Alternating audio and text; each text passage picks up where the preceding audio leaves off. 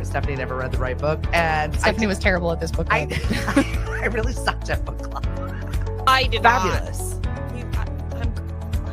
What? I just had a visual. I just had a It was a visual. lot. I had a visual. He's proud of it.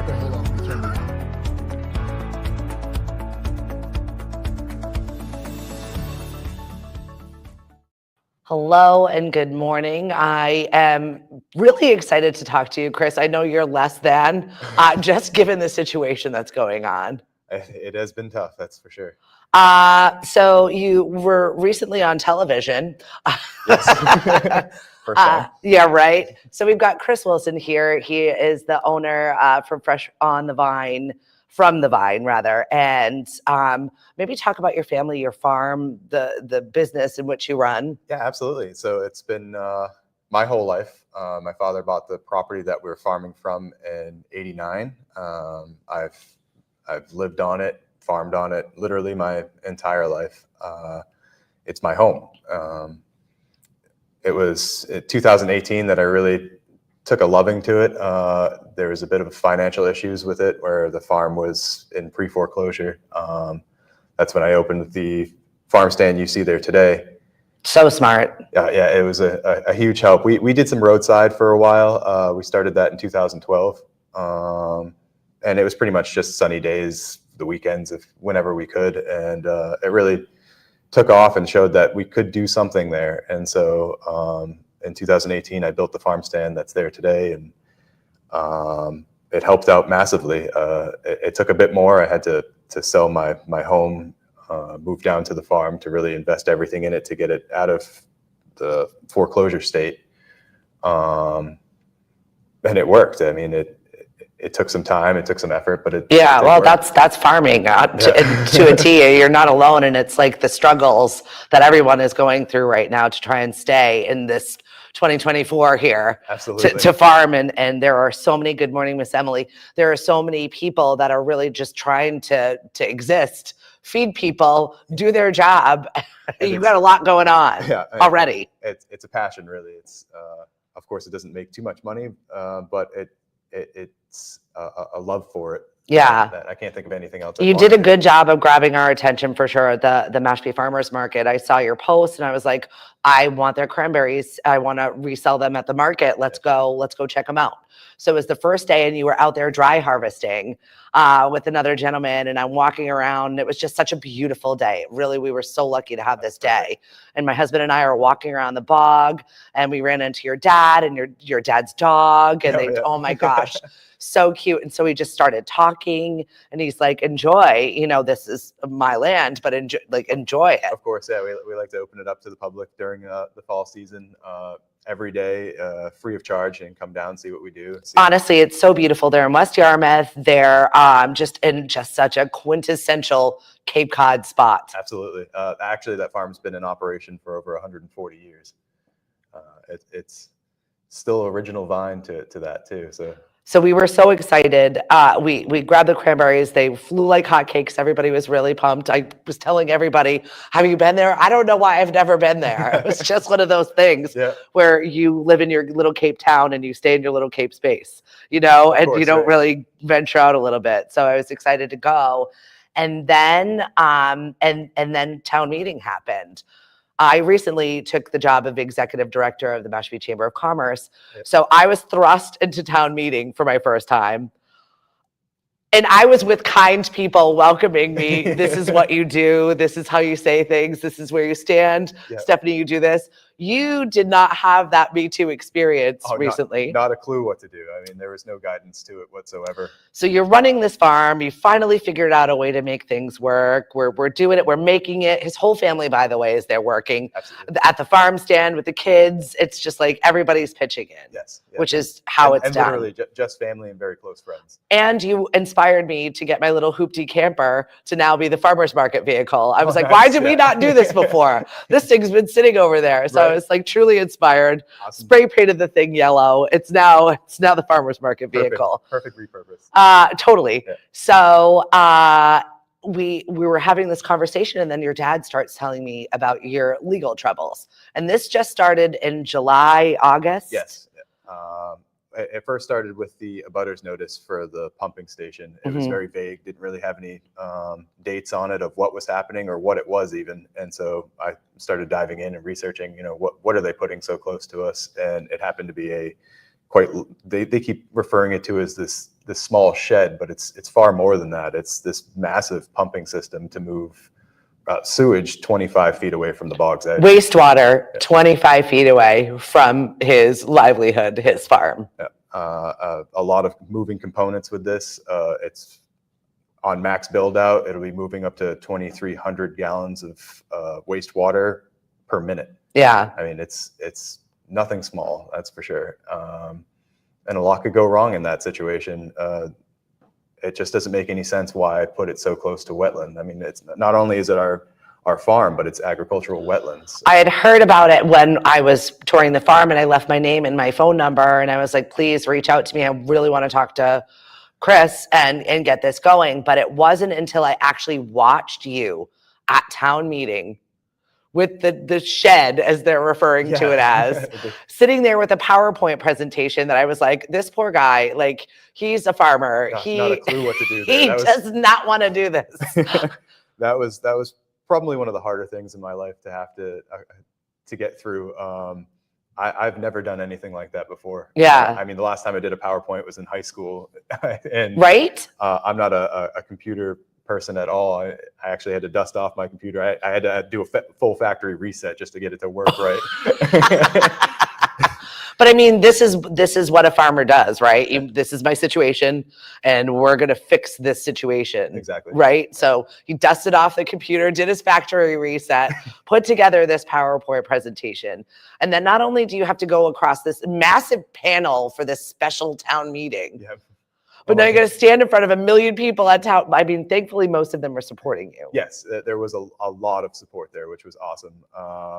Again, no real guidance from any town officials. I did get a lot of help from the moderator, kind of, hey, this is how you're going to do it. This is what you have to do. Yeah, good. And these are the parameters you have to stick to. So I was unfortunate to have such little time to talk, but fortunate enough to actually be able to give my own presentation. There was a point in time where they weren't going to let me talk at all. Yeah. Stating that I'm not a Yarmouth resident in the town that I've lived in my entire life. Honestly. I don't understand. So I'm watching this. I'm watching it I'm sucked into town meeting. You make your presentation. And then what is it? The DPW guy made his presentation. Yes. Yeah, the director of the DPW. And there are 5 pumping stations that they're putting in West Yarmouth for a long overdue thing that needs to be addressed. Absolutely. For sure. Yep, definitely. But what stuck out to me was the fact that they made it non-binding, which means no matter what you said, it wasn't the place for you anyway. Exactly. So and they didn't tell us about that until that day. It was literally minutes before. Oh, so you didn't even know? Oh, not a clue. It was. So you thought, okay, we're mounting this big conversation we're going to have to come to my defense. Right. And then you get there and you're told it doesn't matter anyway, but go ahead and say what you want. Yeah, exactly. It's so condescending. Yeah, it was pretty tough. I was in the select board meeting just minutes before that town meeting, and the things that they were saying were quite scary. Actually, they were contemplating not letting anybody talk about it and just saying that, hey, it's going to be non-binding regardless. So we're just going to dump the article. Luckily, they were able to be convinced of, hey, you should probably let the public speak at least give their thoughts on. Have there been that many people showing up to a town meeting ever in West Yarmouth? I went to the 2019 town meeting and not the November 19th special town meeting. Yeah. And there was about half the amount of people there. And they were talking about moving millions of dollars and nobody really involved. It seemed like it was just the same group of people that are always involved, which was kind of sad to see. So it was nice to see it at our special town meeting that so many more got involved, and I hope they continue to get involved. 100%, because I've been saying it till it blew in the face that you need to start showing up. Younger people, people that are like, it doesn't matter, I don't matter, you do matter. Yeah, absolutely. Especially at the local level is Right. where things we do really matter. That's where you can make a difference. Yeah. I mean, everybody wants to complain about government, but government politics. But if you really want to make a difference, get involved in your town hall. Yeah. So here you are showing up to this meeting, giving your presentation. The rebuttal is nonsensical. Nowhere on the Cape, and you mounted a really good, not that it should be a defense, Right. but it was a conversation of like, why is this nowhere else? Nowhere else is it 25 feet away from a wetland. Are you Exactly. putting this? Everything else, every other pumping station is 200 at least 200 feet. At Two- least. Yeah. Isn't that the rule? Well, it's 100 foot is the setback. Okay. So that's actually what we were kind of hoping for, is to get it moved to at least that 100-foot setback. Yeah.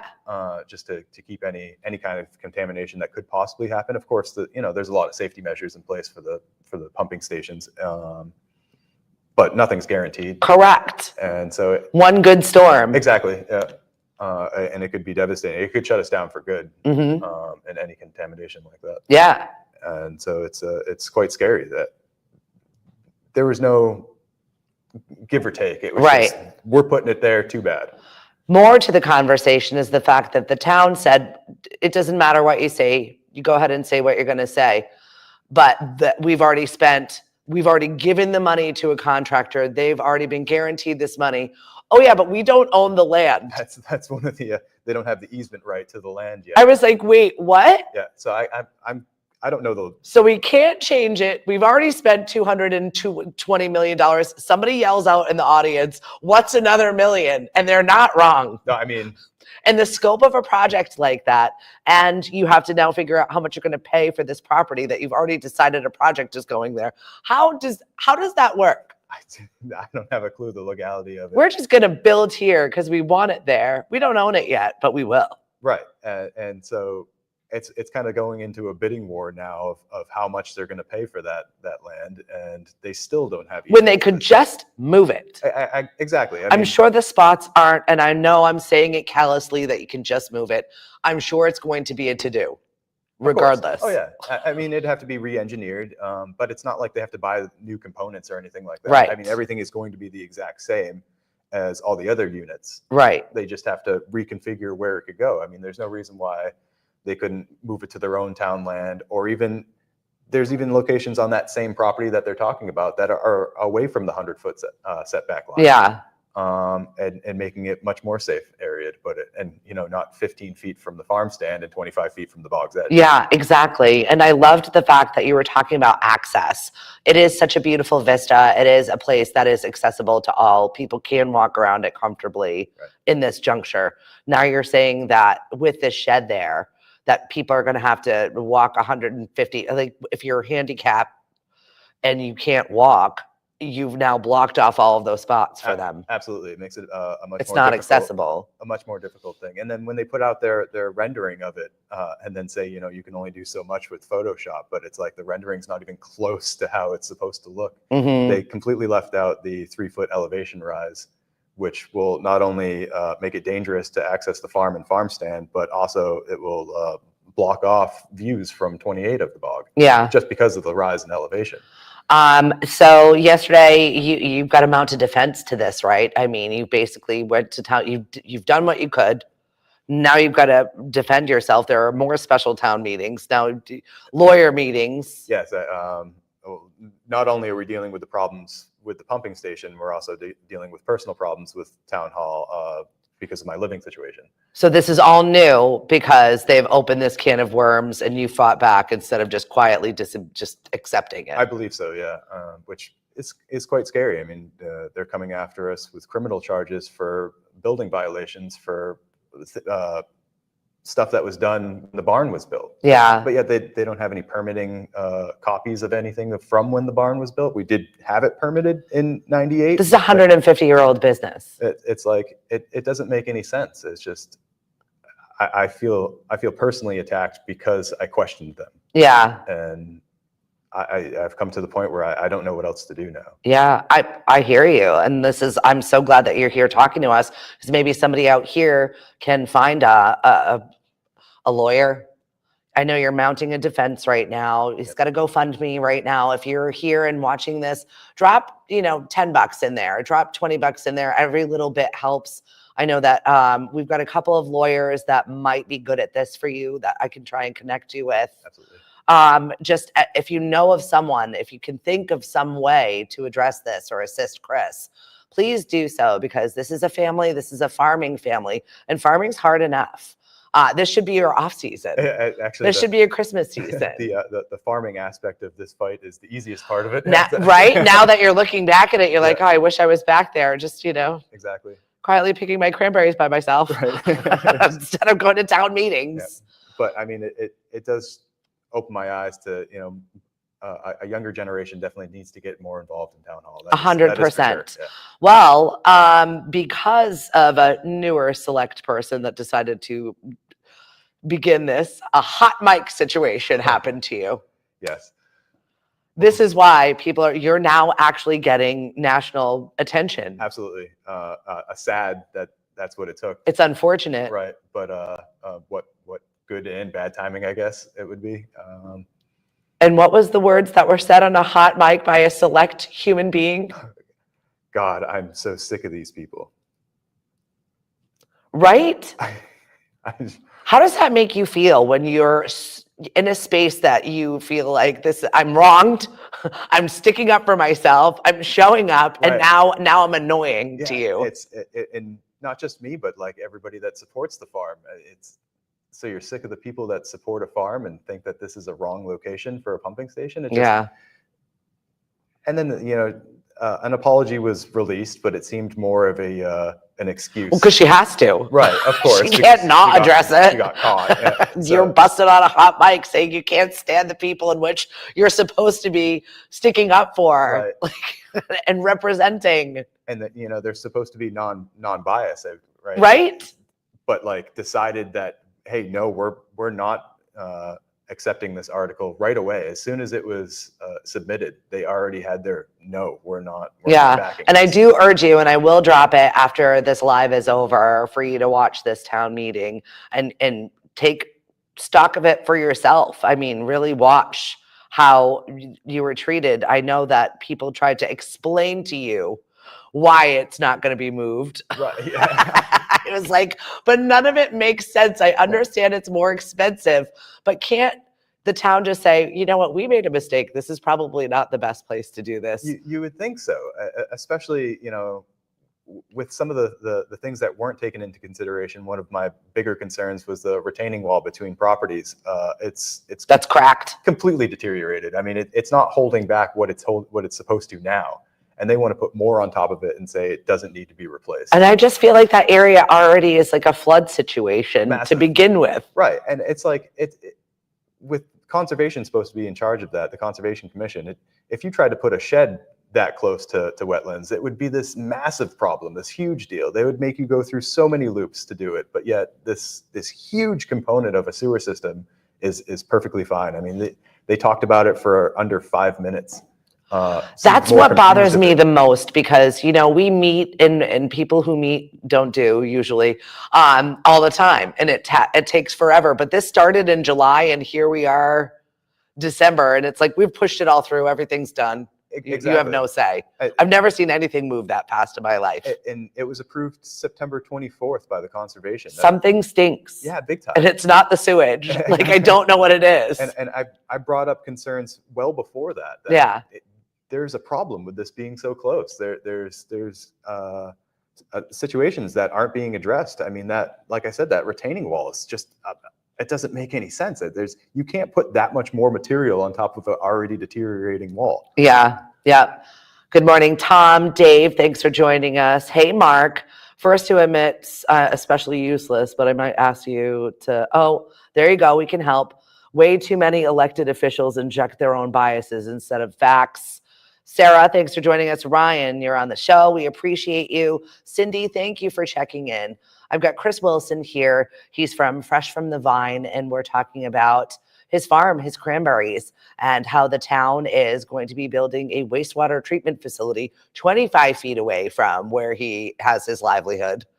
that with one good storm could end his business for life. It's so scary. And I mean, one of the comments that was in the special town meeting was from the select chair stating that, what do we get, a rainstorm like this once every 1,000 years? I mean, girl, you say that out loud. It's happening this year. You watch. Well, it's like, look at the South. I mean, did they expect those rainstorms to come and completely destroy everything? And Asheville, North Carolina, same thing. They were protected forever. We're safe forever. You're not. Yeah, exactly. Mother Nature does what it wants. And so to say that this wouldn't be affected by weather just is, that's an insane statement in its own. Yeah. And now the witch hunt that has begun into your business and life and where you are, which is really just, it's upsetting. So if you can, donate to the GoFundMe. It is a Facebook page, Fresh from the Vine. You can drive by there, right by Capabilities Thrift Shop and the Antiques and Bagel Store, and take a ride, take a look, see what they're talking about with your own eyeballs, and figure out a way that we can support Chris in this venture. And watch the town meeting for yourself. It just really bothers me when you feel like your hands are tied and you're in this space and it's really for no reason. Right. It seemed like we wasted everybody's time to just doing that. I mean, everybody had so many concerns, but yet they were just kind of pushed off to the side or weren't addressed in any way. They kind of just said, too bad. Yeah. So where are you right now? Lost. Yeah. I am. It was the hardest decision to start a GoFundMe yesterday. It was got to do it. It was the last thing I wanted to do. I was really hoping that the community could fight against this without needing lawyers, without having to get any legal terms involved. But I guess I don't have a choice. Well, the year-round population of Yarmouth isn't even that big. You know what I mean? What is it? 25,000? Is that max? I think 22,000. Yeah. Yeah, and I mean, I'm sure and a lot of them are older. Absolutely, yes. So getting them to town meeting and to rally behind you is really, really difficult as it is. Right. And they're very strict about who can speak there, apparently, with your little cards. It was the wildest thing I've ever seen in my entire life. I felt so disengaged from, it was just the amount of people. It was like a war boardroom. Yeah. and it seemed like coming from the select board, it was more anger than anything else. I mean, like just talking down onto the people instead of telling them, hey, this is why it's safe. This is what the precautions are. Even it wasn't a dialogue. It wasn't. And you would think that that's the way it would be. Right. Emily wants to know what the town of Yarmouth residents can do to help. It's a tough question. I know. Start making phone calls. I find it so difficult that there are 3, 4, maybe 5 federal grants to save cranberry bogs right now. Yes. Yeah. And here we are trying to build a toilet next to one. a large one. I can't process this disconnect. That's what nobody can. And the only people that I've talked to that said, hey, this is a good location are people that work for the town hall. And so anybody else, we have visitors from honestly all around the world now. Of course. And we're known for our cranberries. You are known for that view. That is, and it's so wonderful. And I can't tell you how nice it was to just walk on your property. Your dad's like, oh yeah, this is mine. I'm like, oh my God, do I belong here? He's like, no, stay, enjoy it.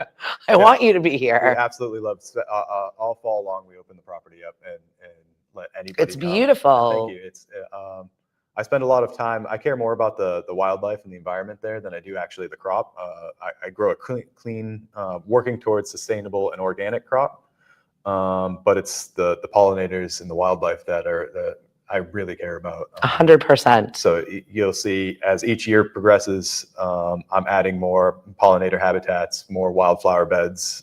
Even the grass that surrounds the bogs is a mix of beautiful flowers and just beneficial plants. Yeah, you really do. You are a steward of that area, very much so. And it's just, go take a look at it. And if something jogs your brain, if there's an ability for you to reach out, find somebody. If you know people, your Yarmouth residents, fire them up about this because they need to start coming out and supporting our local farmers. It bothers me so much. The average age of a cranberry farmer now, I think, is at 70. and dropping fast. I mean, a lot of people for the Cape, they know, hey, I had this bog in my backyard that's now abandoned. And of course, they are doing some restoration projects. They're trying, which is awesome. Yeah. Right. Yeah. The Department of Agriculture is really like doing all they can to foster young farmers, young people getting involved, starting this. It's a hard life to get into, especially if you're just focused on the commercial end of it. The only thing that really keeps us moving is that farm stand. If it wasn't for it, we would have closed doors years ago. We wouldn't have had a choice. So get out your wallets this holiday season and help them mount a defense for themselves. I'm not quite sure what we can do, but I mean, if we keep being noisy, it's the only thing that you can do is to keep continually on them, because they're going to try and hurry up and push this through, and I don't like that. Exactly. They had a executive session last night, which is closed doors to the public, in discussion of the parking lot in question. Luckily, the new neighbors of the parking lot are a very kind family that cares a lot about the environment and sees the benefit of the farm being there, and understands that if we're no longer in operation, he'll lose that view, he'll lose that attraction to his rental businesses. So with capabilities there, his new printing shop, and two other locations that are soon to be filled. So it does have quite a draw for them. Yeah, for sure. Especially in the fall. Yeah, I know. Year round, you'll see in the spring, tour buses still stop there just to get a look at the bog, just to look at the vista of it, and see, hey, this is where cranberries grow. Well, we're going to be following your situation, Chris. We want to help you, your family, as much as we possibly can. Thank you. And thank you for coming on with us today. Thank you very much to Mashpee TV for hosting us. Chris Ball, we appreciate you. Channel 1072 in HD. If it's not working for you, then you need a new box. You can call 1-800-COMCAST, and they will hook that up for you.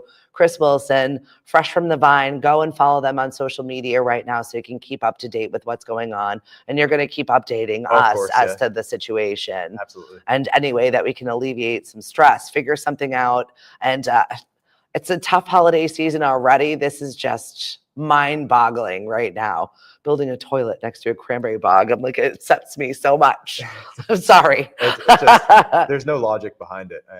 The only thing I can think of why this was the location to put it is because it was the cheapest option. Yeah, right. Ryan wants to know, is your bog organic? Not yet, but we are well on our way. I hope for fully organic by 2028. Perfect. Marty, thanks for joining us. Noise is the best weapon, Yes.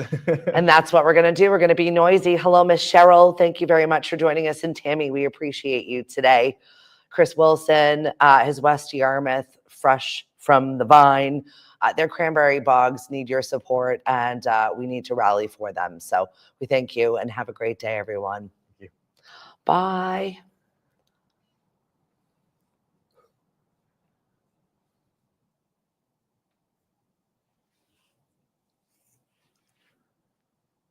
Yes, close the stream. Yes, we're done here.